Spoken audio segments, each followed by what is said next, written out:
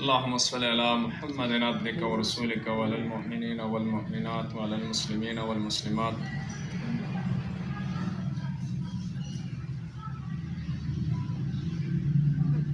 ذیل ذکر میں سے حدیث ہے، میرا روزانہ اعتبار سے جو ہے اٹھنا بیٹھنا چلنا پھرنا جو ہے اللہ کے حکم کے تابع ہو، اللہ کی تسبیح کو بیان کرنا، اللہ کی معرفت کو بیان کرنا، اللہ کی بڑائی کو بیان کرنا، اور اس کو پھر اپنی عملی زندگی میں لے کر آنا۔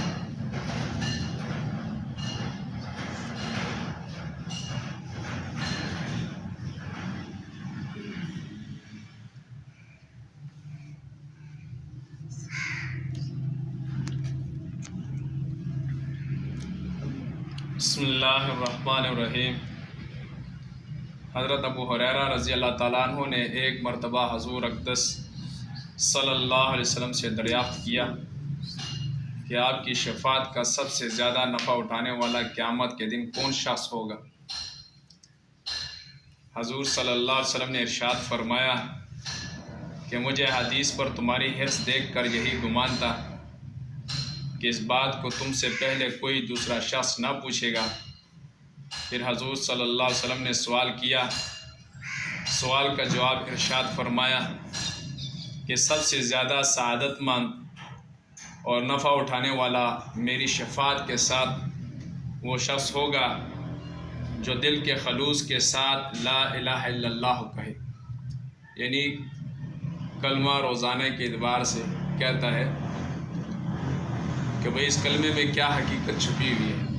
اب ہر انسان جو ہے اس بات کا محاسبہ کرنے کہ روزانہ کے اعتبار سے میں اس کلمے کو کتنی بار دہراتا ہوں، اس کا یقین، اس کا خوف، اس کی معرفت میرے دل میں کتنی اتری۔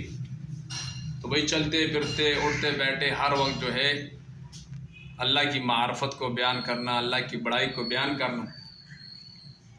اللہ رب العزت جو ہے دنیا اور دین اور آخرت کی یعنی کامیابی دیں گے۔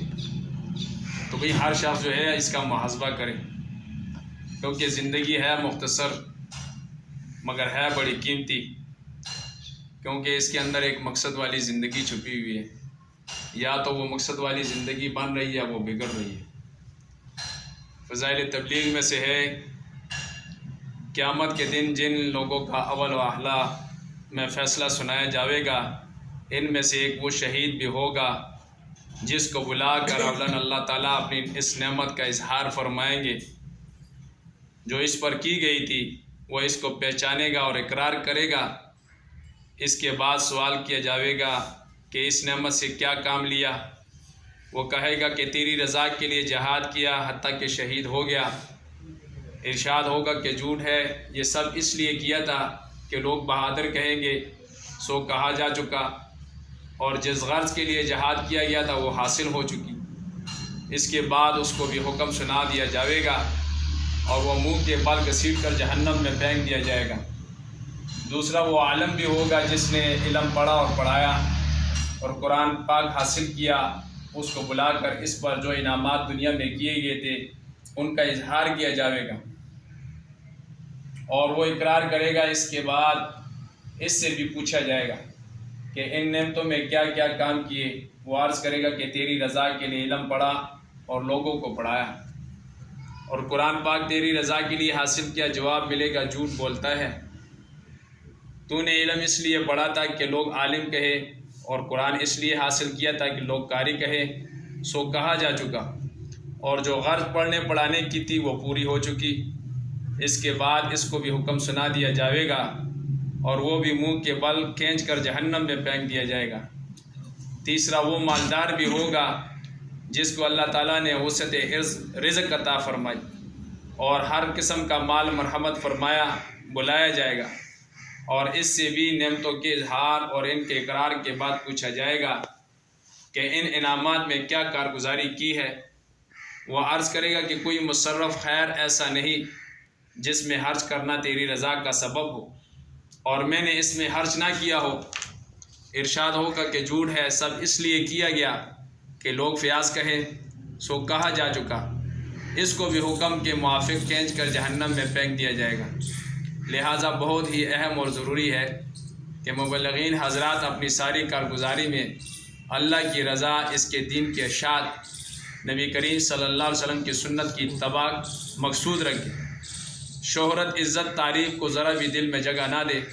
اگر خیال بھی آ جائے تو لا حول و استغفار سے اس کی اصلاح فرما لے۔ اللہ جل شانہ اپنے لطف اور اپنے محبوب کے صدقے اور محبوب کے پاک کلام کی برکت سے مجھے سیاکار کو بھی اخلاص کی توفیق عطا فرمائے اور ناظرین کو بھی۔ میرے بھائیو بزرگوں، اس تعلیم کا مقصد یہ ہے کہ یہ باتیں جو ہے یہ ہماری عملی زندگی میں آ جائیں۔ روزانہ کے اعتبار سے اللہ کی نعمتوں کو ہم استعمال کرتے ہیں۔ یہ ساری کی ساری نعمتیں جو ہے یہ اللہ کی مخلوقات ہیں، اور ساری کی ساری مخلوقات جو ہے وہ اللہ کی نعمتیں ہیں۔ اب ان نعمتوں کو اللہ نے کس مقصد کے لیے پیدا کیا؟ ایک آدم انسان کے لیے پیدا کیا، اور آدم انسان کو پیدا کیا کس کے لیے بھائی؟ اپنی عبادت کے لیے۔ تو بھائی آج ہر انسان کامیابی چاہتا ہے، کوئی کامیابی ڈھونڈ رہا ہے دنیا کے نقشوں میں، تجارت میں، وزارت میں، صدارت میں، مختلف شعبوں میں کامیابی دیکھ رہا ہے، مگر یہ نظر کو دھوکا ہے، کیونکہ ان نقشوں نے مٹ جانا ہے، ختم ہو جانا ہے۔ جب حقیقت کھلے گی تو کچھ بھی نہیں ہوگا، پھر انسان پریشان ہوگا کہ میں نے کیا کمایا اور کیا کھویا۔ اس لیے میرے بھائیو روزانہ کے اعتبار سے اللہ کی نعمتوں کو دہرانا، اللہ کی نعمتوں کا شکر ادا کرنا نبی صلی اللہ علیہ وسلم کے سنت طریقے سے۔ آج پریشانی کس بات کی ہے؟ پریشانی اسی بات کی ہے کہ اللہ کے احکامات ٹوٹ رہے ہیں، نبی صلی اللہ علیہ وسلم کے سنت طریقے ٹوٹ رہے ہیں، اس وجہ سے پریشانی ہے ہر جگہ۔ تو وہی ہر وقت جو ہے انسان اپنے ایمان کی تجدید کیا کرے اور اللہ کے حکم کو نبی صلی اللہ علیہ وسلم کے ساتھ پورا کرے۔ اب اللہ کے حکم کو نبی صلی اللہ علیہ وسلم کے سنت کے طریقے کے ساتھ ہم پورا کریں گے، اللہ رب العزت جو یہ مختصر سی زندگی ہے اس میں کامیابی دیں گے۔ آخرت میں پھر اللہ رب العزت کا کامیابی کا وعدہ ہے، جیسے صحابہ کے ساتھ کامیابی کا وعدہ تھا، اور صحابہ اس محنت کو لے کر چلے اور پوری دنیا میں اس پیغام کو پہنچایا۔ اللہ رب العزت نے دنیا میں ان کو جنت کی بشارتیں دی، اور ان کی قبریں اس بات کی گواہی دیتی ہے کہ بھئی انہوں نے اللہ کا پیغام اور نبی صلی اللہ علیہ وسلم کا سنت طریقہ ہم تک پہنچایا ہے۔ ہر ممالک میں صحابہ کی قبریں پائی جاتی ہیں۔ آج میں اور آپ بھی محاسبہ کر لیں بھئی اس دین کی محنت کے لیے میں نے کیا کیا، میری زندگی کہاں پر لگ رہی ہے؟ ضرورت میں لگ رہی ہے کہ مقصد کی طرف لگ رہی ہے؟ کیونکہ ہم دنیا والے نہیں ہیں بھئی، ہم آخرت والے ہیں۔ دنیا جو ہے ہمارے لیے، ہم دنیا کے لیے نہیں ہے بھئی، ہم آخرت والے ہیں۔ تو بھئی آخرت کے لیے محنت کرنا، کیونکہ یہ زندگی بہت قیمتی زندگی ہے، اس کو گزارنا نہیں ہے، اس کو لگانا ہے، کیونکہ جو زندگی اللہ کے احکامات اور نبی صلی اللہ علیہ وسلم کے سنت طریقوں پر لگے گی، کل قیامت کے دن اس کی قیمت لگے گی۔ اگر زندگی گزر گئی بھئی پھر خسارہ ہو۔ تو بھئی روزانہ کے اعتبار سے جو ہے اللہ کی تسبیح کو بیان کرنا، جیسے فرماتے ہیں کہ ایک مرتبہ بسم اللہ الرحمن الرحیم جو شخص پڑھتا ہے 75,000 نیکیاں اس کو ملیں گی۔ 75,000 گناہ معاف، 75,000 درجات اس کے بلند ہوں گے۔ اور جس شخص نے 19 مرتبہ صبح پڑھ لیا بسم اللہ الرحمن الرحیم اور مغرب کی نماز کے بعد پڑھ لیا، جہنم کے 19 فرشتوں سے، ان سے اللہ رب العزت اس کی حفاظت کریں گے، اس کی حفاظت کریں گے۔ ہاں، تو بھئی گھر میں ہماری مستورات ہیں، ہمارے بچے ہیں، ہمارے رشتہ دار ہیں، ہمارے پڑوس والے ہیں، ان کو یہ فضائل سنائیں۔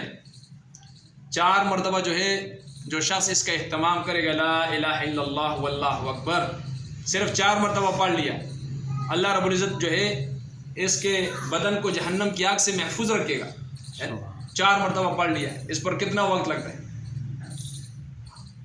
تو بھئی اس کا اہتمام کر، سورۃ اخلاص کے اہتمام کرنا روزانہ کے اعتبار سے 200 مرتبہ ہر شخص پڑھے، اس کے 9 فضائل ہیں۔ فرماتے ہیں کہ رزق کی تنگی اللہ رب العزت دور کر دیں گے، وہاں سے رزق دیں گے جہاں سے آپ کو گمان بھی نہیں ہوگا۔ عذاب کے زحمت کے دروازے اللہ رب العزت بند کر دیں گے، رحمتوں کے دروازے کھول دیں گے۔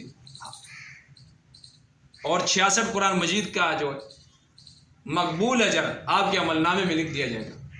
اب سورۃ اخلاص مختصر قل هو اللہ احد یہ سورت پڑھ لی، پھر 50 سال کے گناہ معاف، 2000 رکعت نفل آپ کے عمل نامے میں مقبول لکھ دیے جائیں گے. ہاں. اور 20 محل اللہ رب العزت جنت میں دیں گے، 20 محل روزانہ کے اعتبار سے، کیونکہ اللہ کا پیمانہ بہت بڑا پیمانہ ہے. اور پھر 1,10,000 فرشتے آپ کے نماز جنازہ میں شریک ہوں گے جب دنیا سے رخصتی ہوگی. ہے یہ فضائل. تو بھائی دوسروں کو بھی فضائل پر لے کر آنا، گھر میں ترغیب دینا، پڑوس والوں کو، رشتہ داروں کو، چلتے پھرتے ہے اللہ کو پیارے پیارے ناموں سے پکارے. تو بھائی یہ جماعت آئی ہے آپ کے علاقے میں، بھائی اس کا مقصد یہ نہیں ہے کہ بھائی وقت گزار کر جو ہے ہم نے جانا ہے، وقت کو لگانا ہے، اپنا وقت بھی قیمتی لگائے اور جماعت والوں کا بھی وقت قیمتی لگائے. اب اجتماع بھی آ رہا ہے 3 نومبر کو، اگلے مہینے رائے ون کا اجتماع ہے آپ لوگوں کا. اس کے لیے کوشش کریں بھائی ہم جائیں، اللہ کے راستے میں نکلنے کی کوشش کریں. زندگی کو بھائی ایسے نہیں گزارو. اگر دین کو نہیں سیکھو گے نا، ہم دوسرے کاموں میں پڑ جائیں گے تو بھائی دنیا میں بھی خسارہ ہوگا اور آخرت میں بھی خسارہ ہوگا. تو سارے ساتھیوں سے عرض ہے بھائی اس جماعت کو استعمال کرے. میرے آگ کے پھرنے سے ایک ساتھی جو ہے یعنی دین کی محنت پر آ گیا اور اللہ کی رحمت کے سائے کے نیچے آئے گا، نبی صلی اللہ علیہ وسلم کے سنت طریقوں پر کھڑا ہو گیا. میرے اور آپ کے لیے جو ہے آخرت کا سبب بنے گا، نجات کا ذریعہ بنے گا. تو سارے ساتھی کوشش کریں گے نا بھائی انشاءاللہ. آج بھائی عمومی گشت بھی ہے، یعنی عصر کے بعد شام مغرب کے وقت بیان ہوگا. ایک تو مقامی حضرات اس کی کوشش کرے بھائی ان اعمال میں جڑنے کی. اللہ مجھے بھی اور آپ کو بھی اس پر عمل کرنے کی توفیق عطا فرمائے. آمین. سبحان اللہ و بحمدہ سبحان اللہ العظیم. جزا اللہ عنا محمدا ما هو اہلہ. حسبی اللہ لا الہ الا ہو علیہ توکلت وهو رب العرش العظیم. لا الہ الا انت سبحانک انی کنت من الظالمین. سبحان ربک رب العزت عما یصفون وسلام علی المرسلین والحمد للہ رب العالمین. آمین برحمتک یا ارحم الراحمین. اللہ تعالیٰ سب کا بیٹھنا قبول کرے. آمین.